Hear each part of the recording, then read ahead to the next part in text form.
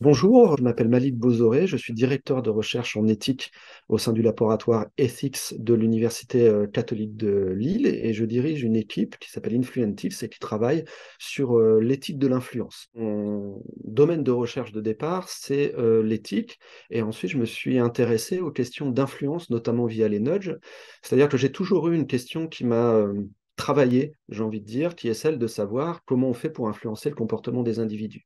Et qu'est-ce qui fait que des individus vont à un moment obéir à une injonction, à une loi, etc. Le nudge, qu'on traduit généralement par coup de pouce ou coup de coude, repose sur l'idée finalement d'influencer le comportement des individus de manière douce. L'idée du nudge, c'est en fait de changer le contexte de prise de décision des individus, tout en leur laissant la liberté de choix initiale. Alors je vais prendre un exemple qui est très connu. Imaginons que je suis responsable d'une cafétéria dans une école et que donc la finalité de ma finalité en tout cas, c'est de m'assurer que les enfants mangent sainement et d'éviter par exemple qu'il y ait trop d'obésité, etc.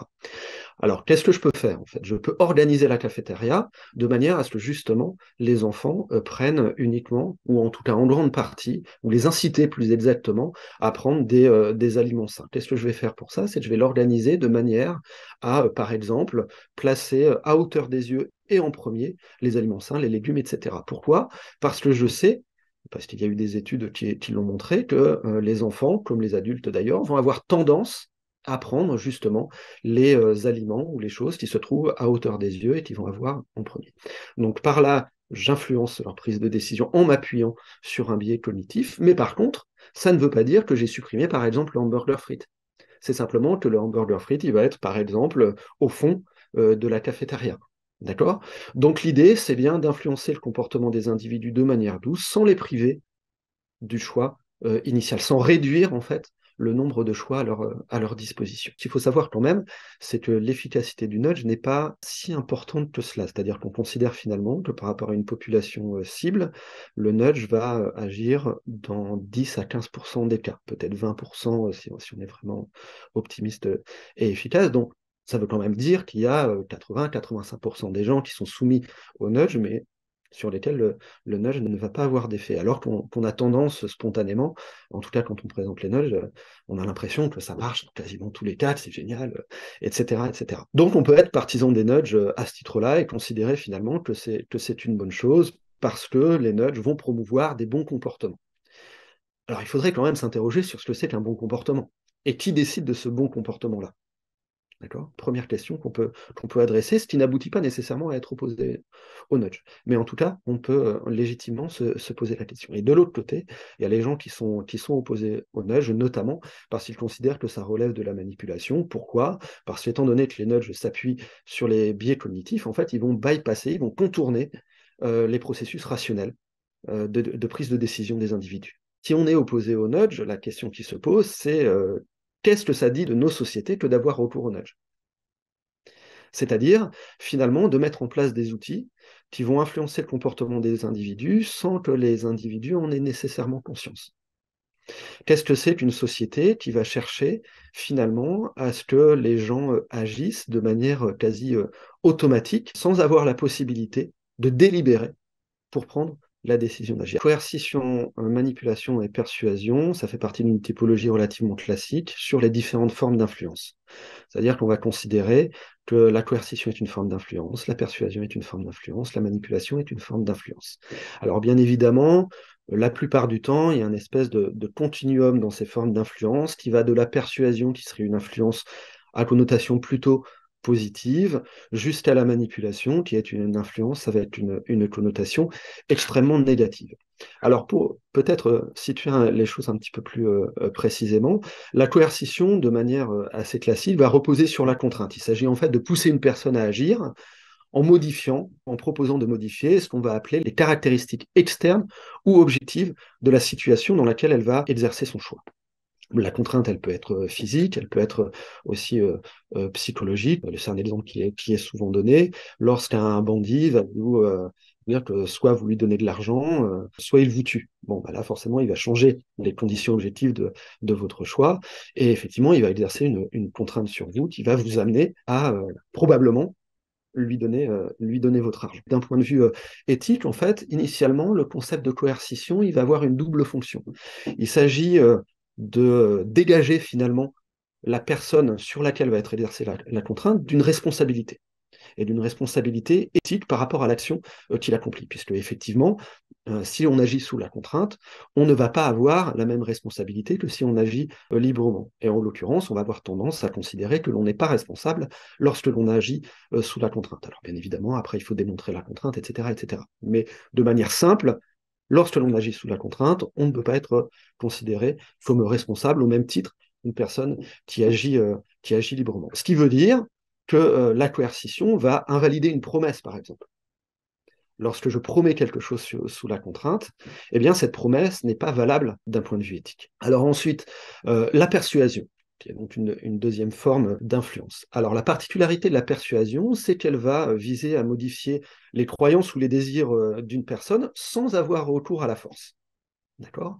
Alors, sachant bien évidemment que je ne peux pas vous persuader de quelque chose que vous croyez déjà. Par exemple, je ne sais pas, on va prendre un exemple assez trivial, je ne peux pas vous persuader d'aimer une personne ou d'apprécier une personne que vous appréciez déjà. Je ne peux vous persuader d'apprécier une personne que si vous avez une attitude neutre, par exemple, vis-à-vis d'elle, ou que vous ne l'appréciez pas particulièrement.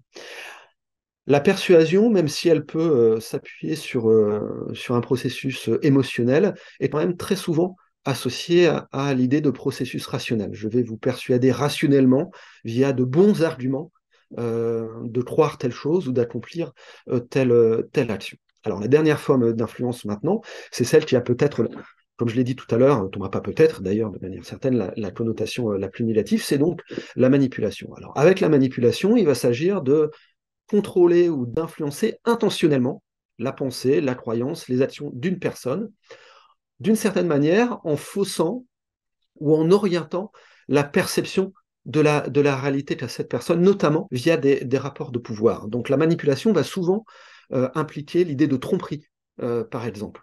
Et la particularité, c'est que la plupart du temps, elle est au bénéfice exclusif de la personne qui manipule, et non pas de la personne manipulée. Si je prends l'exemple des réseaux sociaux, pour ma part, il n'y a pas de réelle coercition en tant que telle de la part des réseaux sociaux, sauf peut-être dans le cas de certains sites internet qui nous obligent finalement à accepter par exemple les cookies sous peine de ne pas pouvoir les utiliser, mais ça relève plutôt de la manipulation, c'est-à-dire finalement de la volonté d'influencer le comportement des individus en faussant leur perception de la réalité.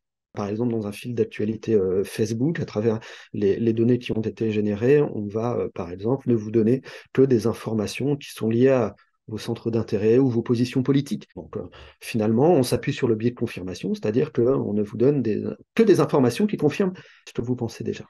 Sauf que, sauf que c'est fait de manière cachée. Ce n'est pas fait de manière transparente.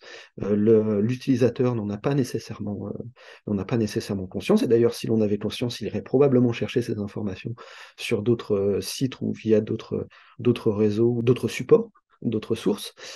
Et donc là, ça relève, à mon sens, de la manipulation pure et simple. Alors effectivement, il serait intéressant de se pencher sur l'éthique by design, c'est-à-dire l'idée que des considérations éthiques puissent être intégrées dès les processus de création ou de fabrication d'outils numériques, par exemple.